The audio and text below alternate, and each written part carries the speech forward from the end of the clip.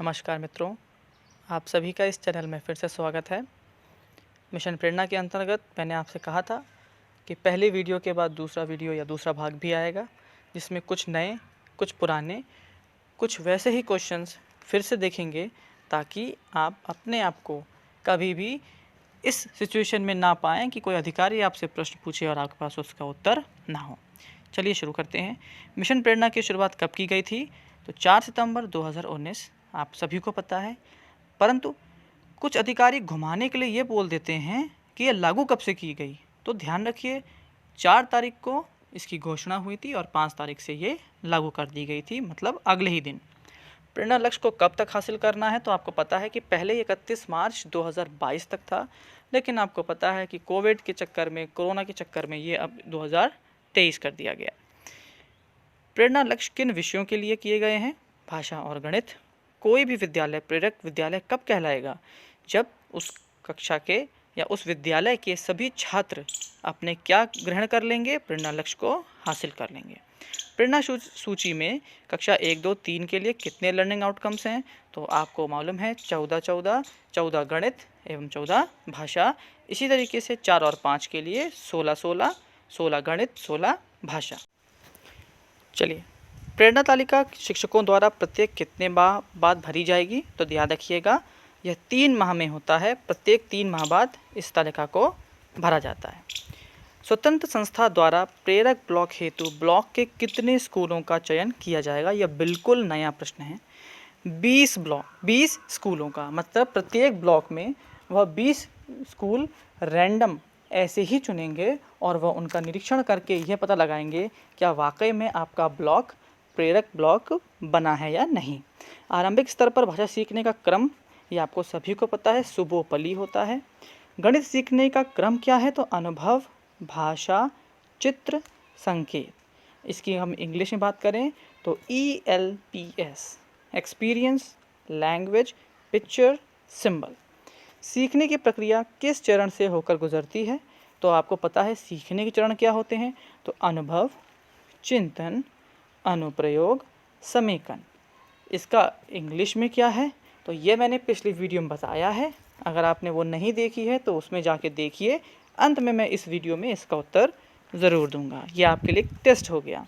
वर्तमान शैक्षिक सत्र 2021 में ध्यानाकर्षण शिविर किन किन कक्षाओं के लिए संचालित होना है? तो आपको पता है यह कक्षा 4 से लेकर कक्षा 8 तक के कक्षाओं के लिए होता है। फाउंडेशन लर्निंग, आधारशिला कक्षा 1 और 2।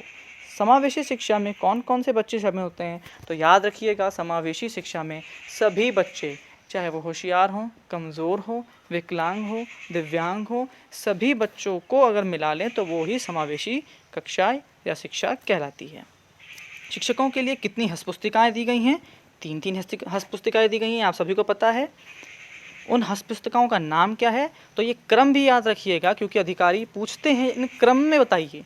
तो सबसे पहले आधारशिला ही होगी, फिर ध्यानाकर्षण और सबसे अंत में शिक्षण संग्रह। कक्षा 3 के लिए भाषा का प्रेरणा लक्ष्य क्या है? तो 30 शब्द प्रति मिनट के प्रवाह से वो पढ़ सके। भाग के 75% सवाल हल कर लेना किस कक्षा के लिए प्रेरणा लक्ष्य है? तो देखिए, ध्यान रखिए, 75% का मतलब तो यही है कि वह 2 में भी है, 3 में भी है, 4 में भी है, 5 में भी है, लेकिन भाग की बात जब आएगी तो वो क्या हो जाएगा? कक्षा 5 के लिए। तो देखिए, प्रश्न वही हैं, तरीका घुमा दिया गया है। ये नहीं पूछा कि 5 का बताइए, आपको 5 का लक्ष्य दे दिया गया और आपसे कक्षा के बारे में पूछ लिया गया।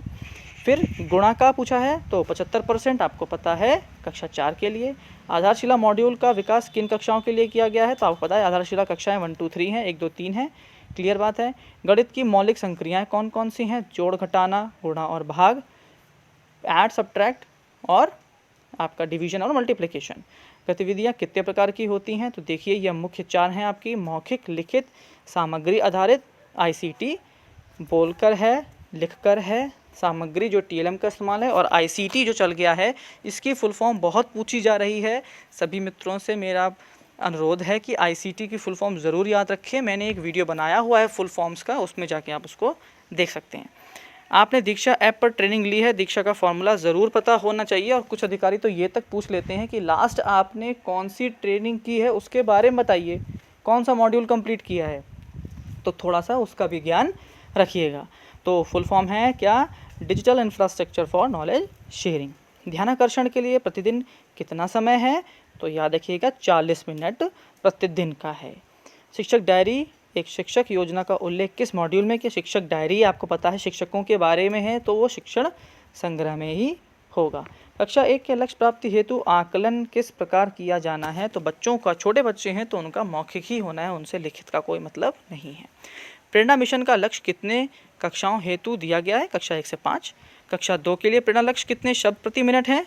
20 शब्द। देखिए फिर से अब की बार कक्षा भी बता दिया है, आपको ये भी बता दिया है कि किससे पढ़ना है, लेकिन आपसे कितने मिनट प्रति शब्द का है तो वो पूछा गया है। प्रेरक विद्यालय घोषित होने के लिए कब तक का लक्ष्य निर्धारित था? तो वो जनवरी 21 तक का था पहले वो।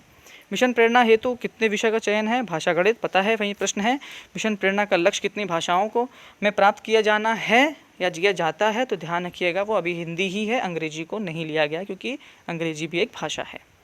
ELPS अभी प्रश्न पीछे आया था कि कैसे सीखते हैं आप? तो experience, language, picture and symbol, गणित सीखने का। ERAC फुल फॉर्म यहाँ पर आ चुका है आपके सामने, उत्तर फिर से मिल गया आपको, experience, reflection, application and consolidation. बाला, ये भी बहुत पूछा जाता है, और बाला के फुल फॉर्म के साथ साथ बाला है क्या? क्या वो अंदर का है, बाहर का है? क्योंकि प्रिंट रिच चीज़ें भी कुछ हैं और बाला भी है, उनमें अंतर पता होना चाहिए। तो बाला बाहरी दीवारों के लिए होता है और जो प्रिंट रिच है वो कक्षा के अंदर के लिए। तो फुल फॉर्म है इसका बिल्डिंग एज लर्निंग एड। अब देखिए EO minus AO equals to LG क्या है? तो देखिए ये कुछ नहीं है, ये आपके लर्निंग गैप का फॉर्मूला है। क्या फॉर्मूला होता है? एक्सपेक्टेड आउटकम, मतलब जो हम चाहते हैं, माइनस एक्चुअल आउटकम, एक्चुअल में उसने कितना सीखा। तो जितना आना चाहिए था और जितना सीखा उसमें कुछ तो अंतर है, वही अंतर आपका लर्निंग गैप है।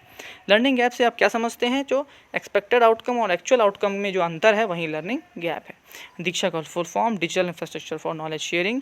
LSRW, सुबोपली को हम LSRW कहते हैं, listening, speaking, writing and reading and writing. शिक्षण तकनीकों की संख्या कितनी है?